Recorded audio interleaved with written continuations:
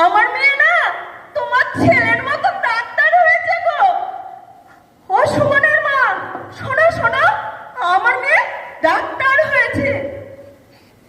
ও বিপাশের মা, জানো আমার মেয়ে না ডাক্তার হয়েছে গো, ডাক্তার। ও বলেছে সবার সবার চিকিৎসা করবে, সবাইকে ভালো রাখবে। পাড়ায় দেখো কারো কোনো কিছু হলে ও বলেছে কোনো পয়সা নেবে না, বিনা পয়সায় চিকিৎসা করবে। মা, তুমি যে কি করো না, সবার সামনে এমন করে বলো।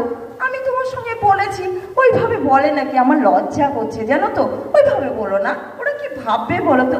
দূর বোকা, তুই যে এইভাবে ভেবেছিস এটা বলবো না, এটা তো বিশাল ব্যাপার।